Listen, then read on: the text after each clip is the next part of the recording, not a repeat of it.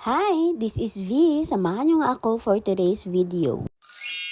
Anong oras na nga ako gumising sa mga oras na yan kasi nga wala akong pasok sa trabaho. At pagkagising ko dito ay nakaprepare na pala ang kape ko na tinimpla ni JR. At habang nagkakape nga ako, naalala ko mayroon pala kaming tinapay. Minsan kasi kapag nagkakape ako, kapag naubos na yung kape, saka ko pa naalala na may tinapay pala. Kapag kasi mayroon akong pasok sa trabaho, aba naman, nagmamadali talaga tayo sa pagkakape. Kaya't ayan, sinulit ko na talaga ang matagalang pagkape. O diba, chosi yan. Magdadalawang buwan na pala itong binili naming tinapay sa KCC. Paano ba naman kasi minsan makakalimutan din. Paano mo naman hindi makakalimutan? Lagi ka na lang nagmamadali para hindi man late sa pagpasok mo sa trabaho. Alam ko naman sa inyo, dami talagang relate kapag trabaho ang pinag-uusapan. Pero minsan, kahit anong pagmamadali mo ay late ka pa rin pagdating mo doon sa opisina, o diba? At habang nagkakape nga pala ako sa mga oras na yan, ay naisipan ko nga palang magwalis dito sa harapan ng bahay namin. Pero alam nyo ba guys, nagulat talaga kami pagising namin ni JR ay wala palang tao dito sa kapitbahay namin. Hindi talaga namin naramdaman ang pag-alis nila. Oh my God. Kaya namin hindi naramdaman ay siguro napahimbing ang tulog namin kasi paano ba naman mga 12 AM ng umaga na kami umuwi. O diba ang pagkatarayan gid. Ang buong akala namin ni JR ay nandoon lang sila sa kanilang garden at nagkakape pero literal talaga na walang tao dito. Fast forward, pagkatapos nga pala namin ng gawaing bahay ni JR ay nagayak na kami para nga aalis kasi mayroon kaming pupuntahan. Pupunta sana kami ng bahay kaso nagchat yung mga college friends ko na tutuloy kami doon sa pupuntahan namin. Grabe talaga ang init ito sa amin guys kasi bagong ligo ka lang ay ba naman sinisiraban talaga ang katawan mo sa sobrang init. Habang naghihintay nga pala ako kay JR dito sa loob ng tricycle ay talaga namang napansin ko itong buhok ko na ang haba na pala ng tinubuan ng buhok ko mula nang ako'y nagpa-reband. Uy, baka naman sponsored asang reband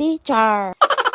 Bumabiyahe na nga pala kami sa mga oras na yan at medyo nagmamadali na nga kami dito ni JR. Paano ba naman kasi ang mga kasamahan ko ay kanina pa naghihintay sa amin? Nagre-reklamo kasi napakainit dito sa pinaghintayan nila. Kita mo lang gid mga reklamador.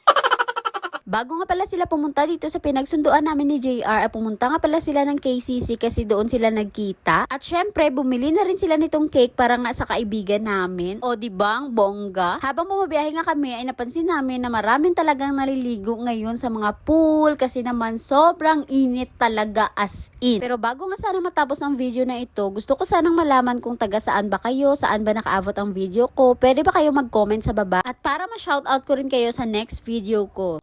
Ito na muna for today's video. Salamat sa panonood. Bye! Panoorin nyo na lang yung part 2.